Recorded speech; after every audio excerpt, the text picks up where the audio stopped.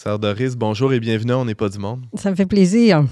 Alors, vous êtes membre de la Congrégation des Petites Franciscaines de Marie depuis 1982. Vous avez mis sur pied le Centre d'animation François de Laval à Québec. Ça, c'est un peu sur le côté de la basilique cathédrale. Hein, c'est à l'intérieur de la cathédrale. C'est l'ancienne chapelle de Saint-Vincent-de-Paul qui a été convertie en centre d'animation quand le tombeau de Monseigneur de Laval est revenu à la cathédrale en 1993. Ouais, on avait fait une émission sur l'épopée ou les aventures de ce tombeau-là qui s'est promené pas mal avec notre ami Emmanuel Lamontagne. Vous en souvenez? Moi, je m'en souviens. Ah ouais, c'est assez impressionnant. On peut être pèlerin même après sa mort.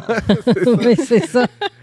Ça a été inauguré quand, ça, ce centre d'animation-là? Bien, c'était inauguré avec la translation des restes, là, en 1993, où là, il fallait mettre sur pied le centre Monseigneur de Laval. C'est comme ça que j'ai été repêché et que j'ai pris le service à l'été 1993. Ah oui.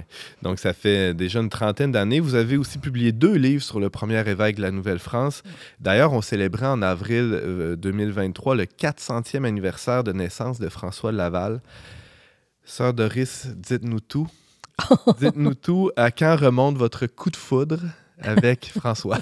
Bien, mon premier contact, c'est drôle. C'est en 1982 avec des amis. J'étais à Québec, puis c'est une amie à moi on est allé prier au tombeau de Monseigneur de Laval. Donc, une fille, moi, je suis venue à Chibougamau, puis une fille du Saguenay, bon, je me souviens, puis j'avais prié pour ma vocation, mais j'étais loin de m'attendre. Bon, là, je suis entrée en communauté quelques mois plus tard, puis j'étais loin de m'attendre presque 10 ans plus tard d'être, je dis repêchée, parce que c'est par un professeur de l'Université Laval que j'ai appris ce poste-là, puis on m'a téléphoné pour me l'offrir. Donc, c'est comme ça que j'ai commencé. Je n'ai pas été engagée pour mes compétences parce que je ne connaissais rien sur François de Laval. J'avais dit que je serais plus à l'aise de parler de François d'Assise que François de Laval. En tant que petite franciscaine. Ben oui, c'est ça. Oui. Je connaissais plus l'un que l'autre. Ouais. Mais dès le départ, quand j'ai commencé, ce qui m'a... Bon, je ne dis pas si ça a été le coup de foudre, mais comme je suis une fille de Saint-François d'Assise, je me disais, c'est comment faire aimer l'Église à travers un homme d'Église. Parce que je trouvais que son problème à lui, c'est d'avoir été évêque. Parce que les gens, surtout quand j'ai commencé à le côtoyer, on va dire ça comme ça, ce que je voyais, c'est que les gens disaient, ben, tu sais, il y a eu des problèmes avec l'eau de vie, puis tu sais, avec les Ursulines. Fait que c'était tous des aspects liés à la gouvernance. Fait que quand tu gouvernes, il faut que tu prennes des décisions. Et ça déplaît à des gens nécessairement. Ben oui, puis on était dans les années 80, puis bon... 90, puis toutes les figures, je dirais, d'autorité quand tu es dans des crises d'adolescence collective, tu les rejettes. Donc, c'est pour ça que dès le départ, je me suis plus collée à la spiritualité, de dire, ben, qu'est-ce qu'il y aurait comme spiritualité? Comment pourrait-il nous inspirer pour aujourd'hui? Bien, justement, c'est une de mes questions. On aussi faisait partie d'une grande famille, là, comme les franciscains ou les dominicains. On pourrait facilement se dire, il y a une spiritualité. Il y a une spiritualité dominicaine. Mais là, c'est un prêtre séculier avant d'être évêque.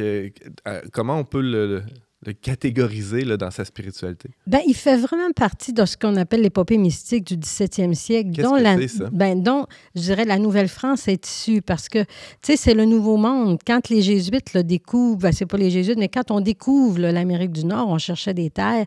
Et déjà, ça, si on est suite, là, il faut retourner pas mal à l'histoire. Ça fait un peu complexe dans toute l'histoire de l'Église. Mais tu sais, on est en plein, là, c'était le Concile de Trente, c'est tout le renouveau, puis l'épopée mystique.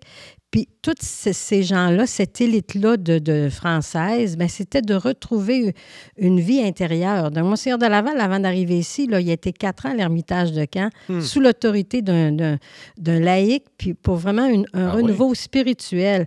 Donc, c'est vraiment quelqu'un là, qui a comme une flamme. D'ailleurs, quand je travaillais sur le livre « L'actualité des repères missionnaires », c'est là que j'ai vu que le missionnaire, il est prêt à donner sa vie pour la cause du Christ. Donc, c'est un enflammé. Et cette flamme-là a été, disons, attisée, alimentée dans une vie intérieure intense en amont de cette mission-là. Ah oui, profondément. S'il a pu tenir dans la tourmente, c'est parce qu'il y avait des racines profondes. C'est vraiment les racines profondes, sa vie, la suite du Christ, son enracinement très profond qu'il a pris aussi à l'école des Jésuites. Il a été un étudiant des Jésuites. Donc, tout cet apprentissage, que je dirais, de relire ton expérience de vie, ton expérience de baptisé à la lumière de l'Évangile, dans une relecture spirituelle. Donc, c'est vraiment dans un climat de renouveau spirituel, mais en profondeur, pas en superficie. Oui. Vous dites dans la tourmente, il est arrivé ici, il y a eu nécessairement des défis, des épreuves importantes.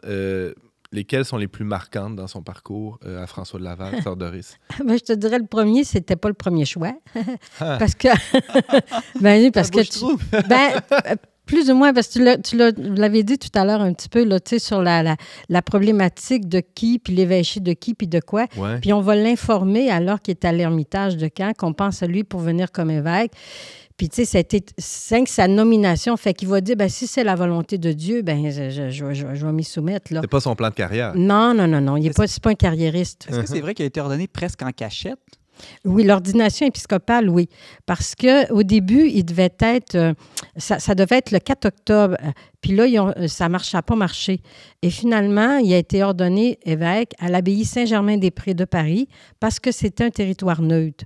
Et parce que, justement, il y avait la problématique avec le vicariat épiscopal, puis il y avait le diocèse de Rouen, là, dont vous parliez tout à l'heure, c'est qu'il y avait un sulpicien qui se revendiquait comme évêque, dépendant de l'évêché de Rouen. Donc, c'était est-ce que Québec dépend de Rouen ou est-ce que Québec dépend de la propagande de la foi? Donc, c'est comme ça que la nomination a été controversée. Et quand il va arriver ici, Marie de l'Incarnation, on va dire, il arrive avec un titre qu'on ne connaît pas trop, c'est quoi? Vicaire apostolique en Nouvelle-France. Il était évêque de Pétré. Des fois, je disais, il était un peu dans le pétrin. Mais il est arrivé... Il était évêque, mais on lui avait confié le territoire. Puis ça a pris 15 ans avant la reconnaissance officielle de l'évêque de Québec. Long. Oui, quand même. Il avait une légitimité à moitié assise, là, finalement. Il était reconnu, mais ça ne l'a pas empêché. Mais ça ne l'a pas empêché d'être tout de suite en tenue de service. Puis dans ses premières actions, là, c'est assez étonnant. Il arrive, puis il va faire la tournée du diocèse. Il va aller à cette époque-là, Trois-Rivières, Tadoussac, Québec, Montréal, en canot, en raquette. Il va déjà commencer à faire ça. Il va tout de suite mettre en place le séminaire de Québec, la confrérie de la Sainte Famille. Donc, il n'y a pas avec la POC. Ah non, il n'attendra pas d'avoir le titre pour être en service, là. Bon, une fois arrivé, il y a d'autres épreuves qui l'attendent, certainement. Dans la gouvernance, là, on en parlait hors d'onde. Qu'est-ce qui a été plus difficile pour lui, les décisions importantes qu'il a dû prendre dans ces années d'épiscopat ici? Bien, là, ça, c'est une bonne question. Je ne sais pas si c'était plus difficile ou moins difficile. Bien, c'est sûr qu'il y a toute la question de l'eau de vie qui était quand même une préoccupation. Je dirais... Pourquoi? Bien, parce que quand tu veux servir la cause de l'Évangile puis que tu te retrouves dans la gouvernance, parce qu'il faut penser aussi qu'il est membre du Conseil souverain. Donc, c'est un bras droit du roi, ici en Nouvelle-France.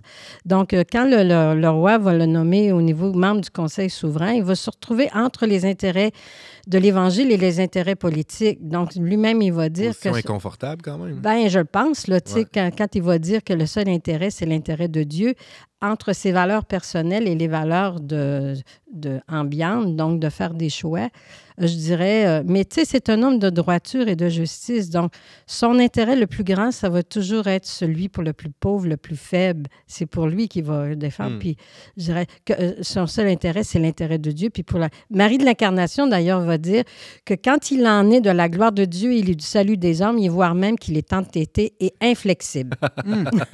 Et la querelle de l'eau de vie, c'est que c'est l'alcool qui était distribué ou vendu aux Autochtones, c'est ça? Bien, c'est toute la question de la... Moi, je le placerais ailleurs. Je dirais c'est la question de la dignité de la personne et de l'exploitation qu'on peut faire qui met en péril la dignité de la personne.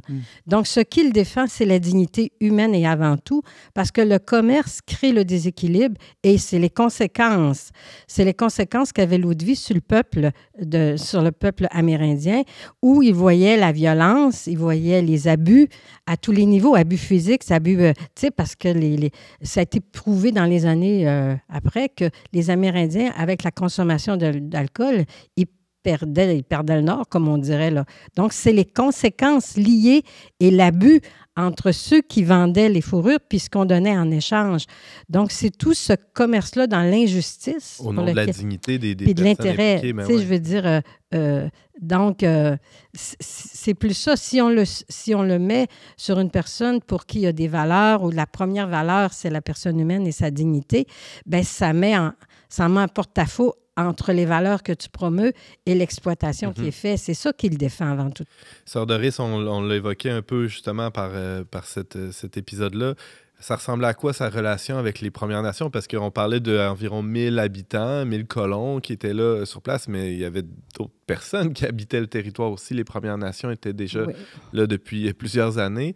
À quoi ressemble sa relation avec les membres des Premières Nations, François de Laval? Ben, moi, j'irais plus sur des exemples concrets. Allez-y. C'est quand il arrive à Tadoussac, puis là, les Amérindiens savent qu'il arrive, ils vont tirer des coups de fusil en l'air parce qu'ils sont heureux qu'il arrive. Qu'est-ce qu'il fait? Moi, je dirais le mot, c'est proximité. Il va aller les visiter, il va rentrer dans les tentes, il va se faire proche d'eux. Un même fait qu'on voit à un moment donné, il y a une funéraille à la cathédrale, puis c'est un chef amérindien, puis il ouvre la cathédrale pour célébrer les funérailles. Et ça dit que les Amérindiens ne savent pas s'ils vont pleurer à cause de la mort du chef ou de leur joie que l'évêque célèbre les funérailles du chef amérindien dans la cathédrale. Donc, les Amérindiens l'avaient surnommé pas Garagontier, mais Ariawagi, l'homme de la... Ariawagi est un chef indien, mais Ariawagi étant l'homme de la grande affaire. Donc, l'homme à qui on reconnaît qu'il prend soin de nous. Et, puis aussi, pour les cérémonies religieuses, c'est bon. Donc, il y avait une reconnaissance du peuple amérindien de la manière dont il les a défendus dans les intérêts et dans sa proximité. Et moi, j'oserais presque dire qu'il ne faisait pas de différence. Je veux dire, quand on parle aujourd'hui d'un amour inclusif, à mon point de vue, Monseigneur de Laval était à ce niveau-là. Il n'était pas dans la distinction. À faire le tri entre les personnes. Pas selon moi.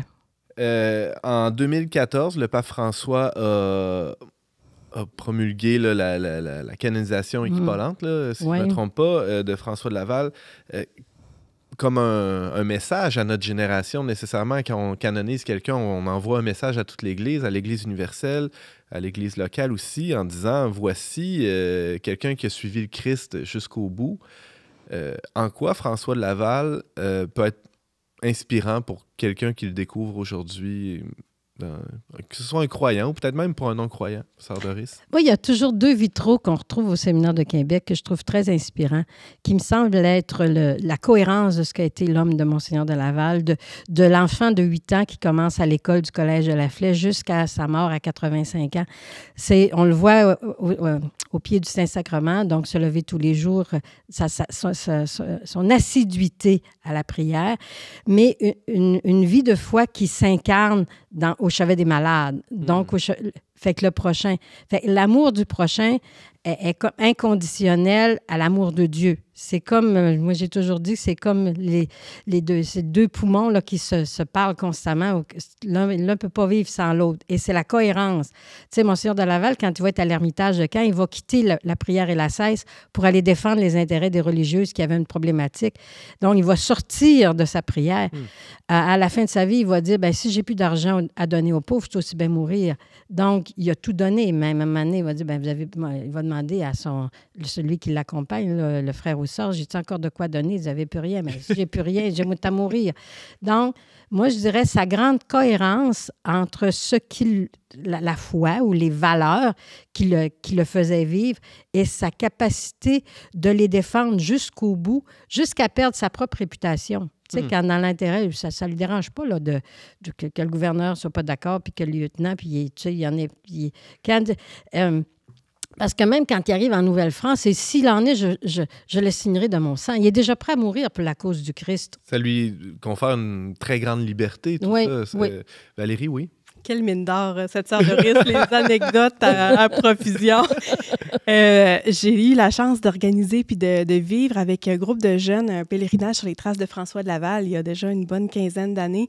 Et puis, on parlait de comment il peut nous parler aujourd'hui. Puis moi, ce qui m'avait le plus touché, François de Laval, pour moi, c'est l'audace. C'est vraiment, à travers toutes les péripéties qu'il traverse, les choix qu'il pose, l'audace, le courage d'essayer du neuf, d'aller au bout de la cohérence qu'il veut concrétiser. Ça m'a bien marqué. Puis ça me donne du courage à l'époque qu'on traverse aujourd'hui comme Église, comme société. Ça en prend. Oui, parce que dans les tempêtes, on peut... parfois, c'est la bonne chose à faire, mais on peut aussi être plus prudent ou battre en retraite. Mais lui, au milieu d'un siècle fou, il est allé de l'avant puis il a foncé. Ouais. Quitter ses repères, quitter la France. Go, on change, on traverse. Sœur Doris? Bien, je pense que quand j'ai travaillé là, sur le deuxième livre, là, l'actualité des repères, ce qui m'a frappé dans les choses qui ont pu l'inspirer, moi, c'est le terme que j'utilise, c'est racines profondes. Parce que, ou bien, tu sais, la maison bâtie sur le roc, là, qui dans l'image de l'Évangile, qu'il arrive la tempête, tout ça. C'est sûr que dans toute vie humaine, à un moment donné, tu es mesuré à l'adversité ou aux difficultés. C'est pas vrai, là. Une vie sans conflit, sans tempête, ça n'existe pas. Et c'est là qu'on, en termes un peu québécois, on dirait qu'il était grandé. Tu sais, il était enraciné dans quelque chose de plus profond. Il y avait une raison d'être, il y avait des valeurs, la présence du Christ. Tu sais, puis c'est sûr qu'à l'Ermitage de Caen, là, toute l'adoration, puis le recentré, puis le pur abandon. Donc, il a créé cette habilité à travers ce qui est contraire, comme à ce contraire à la volonté de Dieu, ou faire taire en soi l'égoïste pour s'enraciner en profondeur. Tu sais, là, c'est vraiment proche de ce qu'on dit en termes un peu plus théologiques, la kénose. Là, tu sais, le Christ Jésus ayant la condition de Dieu, tu sais, il s'anéantit. L'anéantissement ici, c'est pas, je dirais, ne plus être qui on est. Au contraire, c'est être pleinement soi, mais s'enracinant dans plus fort que soi. Tu sais, quand on regarde tâcher de trop espérer ou de trop désespérer dans le conseil aux missionnaires, Monseigneur de Laval, il va dire ça aux missionnaires, tâcher d'éviter de trop espérer ou de trop désespérer. La problématique est dans le trop. Donc, il faut que tu trouves l'équilibre. Donc, c'est l'homme qui a toujours sous-peser puis se recentrer. Dieu est notre centre et notre tout. C'est le royaume qui est au-delà de l'âme qui fait notre centre et notre tout. Donc, c'est pour ça que je disais l'épopée mystique. Notre centre et notre tout, c'est ça qui permet de tenir à tout être humain, dépendamment de son enracinement à l'intérieur. Ça a été ça le carburant des membres de cette épopée mystique. Simon? Moi, j'ai découvert François de Laval en lisant un livre de Sœur Doris, un petit livre accessible à tous qui s'appelle « Prier 15 jours » avec François de Laval. Puis là, je m'en souviens pas parce que tout au complet, là, parce que ça fait longtemps, mais je me souviens que ce qui m'avait frappé, vous l'avez mentionné, c'est le pur abandon, cette spiritualité de l'abandon et du détachement. Moi, je suis un anxieux, puis je pense qu'on est dans une société anxiogène aujourd'hui, puis j'ai l'impression que ça, c'est aussi un point très actuel. Il nous enseigne vraiment à être détachés puis faire confiance que Dieu gouverne les choses et que c'est pas nous qui pouvons tout contrôler. C'est vrai que c'est pertinent pour aujourd'hui. Et c'était très pertinent aussi ce que vous nous avez raconté, Sœur Doris, sur François de Laval. Je rappelle que vous êtes petite franciscaine de Marie, grande passionnée du premier évêque de Québec, François de Laval, dont on célébrait cette année le 400e anniversaire de naissance. Merci beaucoup d'avoir été avec nous et on poursuit la discussion avec vous, si vous le voulez bien. Merci. Merci.